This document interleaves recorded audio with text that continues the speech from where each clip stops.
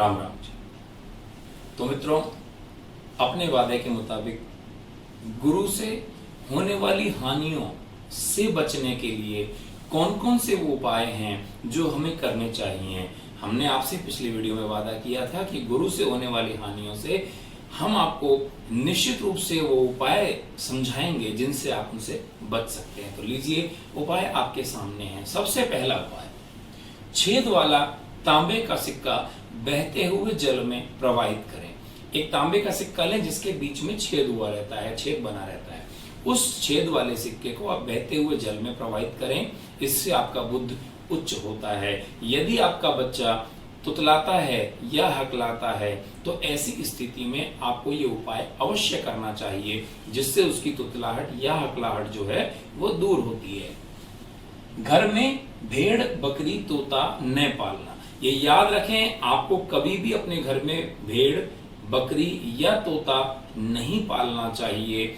ऐसा करने से बुद्ध नाराज होते हैं, क्योंकि किसी भी जीव को जब आप बांध कर रखते हैं तो निश्चित रूप से वो बहुत ही दर्द का अनुभव करता है। इसलिए ऐसा नहीं करना चाहिए। मित्रों, बुद्ध का संबंध वाणी से है। ऐसा कोई शो टीवी पर आपको याद होगा जहां वाणी की ही बात होती है। मैं बात करूं कपिल शर्मा शो की।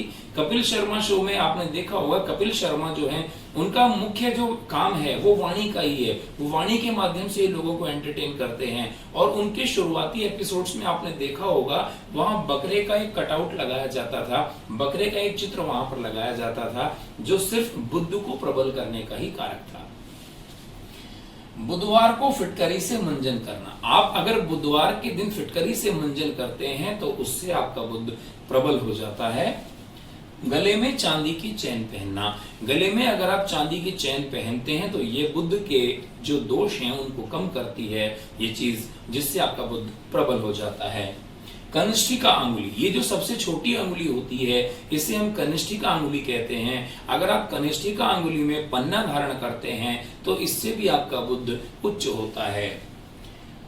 सट्टेबाजी, जुए में पैसा न लगाना। मित्रों, यदि आप सट्टेबाजी करते हैं या जुआ अगर आप खेलते हैं तो निश्चित रूप से बुद्ध इससे बहुत निम्न हो जाते हैं, नीच हो जाते हैं। और बुद्ध के नीच होने से आपकी बुद्धि भ्रमित हो जाती है। इसीलिए कभी भी व्यक्ति को सट्टेबाजी नहीं करनी चाहिए, जुआ नहीं खेलना चाहिए। पहले के जमाने में लोग एक कहावत कहते थे, ताश घर का नाश, क्योंकि ताश के माध्यम से लोग जुआ खेलते हैं। देखो, मनोरंजन के लिए खेलना एक अलग बात हो जाती है, लेकिन जो ताश के माध्यम से अगर आप जुआ खेलते हैं तो निश्चित रूप से आपकी बुद्धि इतनी भ्रमित होती है कि आप घर की वस्तुएं तक बेचने को मजबूर हो जाते हैं। इसीलिए कहा जाता है जुआ जो होता है वो घर का नाश का कारण माना जाता है। गाय, सांड को हरा चारा खिलाना। आप किसी भी गाय या सांड, लेकिन याद रखें गाय बंधी हुई नहीं होनी चाहिए। किसी भी खुली हुई गाय को या सांड को अगर आप हरा चारा खिलाते हैं तो आपका बुद्ध उच्च हो जाता है। आप याद करें मित्रों, भगवान कृष्ण गायों को लेकर सुबह सुबह चराने जाया करते थे। पूरे दिन उनको चराते थे, उनकी सेवा किया करते थे। इसीलिए भगवान कृष्ण की बौद्धिक क्षमताएं सबसे ज्यादा रही।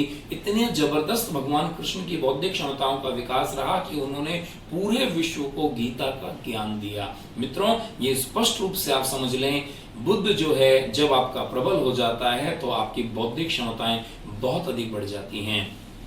मूंग भिगोकर खाना। यदि आपका बुद्ध निम्न है तो ऐसे में आप मूंग जो है वो भिगोकर, रात को उसको भिगो दें और सुबह उस मूंग को अगर आप खाते हैं स्प्राउट्स के रूप में, अगर आप मूंग दान करते हैं लोगों को, गरीब लोगों को, या किसी मंदिर में आप मूंग का दान करते हैं, मूंग आप स्वयं खाते हैं, तो निश्चित रूप से आपको बुद्ध का दोष कम लगता है, बुद्ध का दोष कम हो जाता है।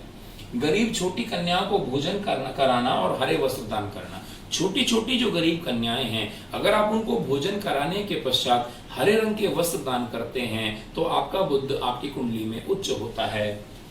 हरे वस्त्र धारण करना। आप स्वयं भी हरे रंग के वस्त्र धारण करें जिससे आपका बुद्ध उच्च हो, आपकी बुद्धि एकाग्रता को प्राप्त करे, आप अच्छा सोचें और सबसे अंतिम और सरल उपाय, भगवान कृष्ण की पूजा करें। यदि आप भगवान कृष्ण की पूजा करते हैं तो आपकी कुंडली में बुध कभी नीच हो ही नहीं सकता।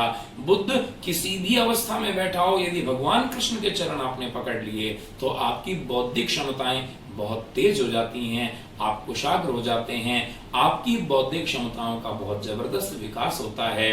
अगले वीडियोस में और भी कुछ रोचक जानकारियों के साथ हम फिर प्रस्तुत होंगे।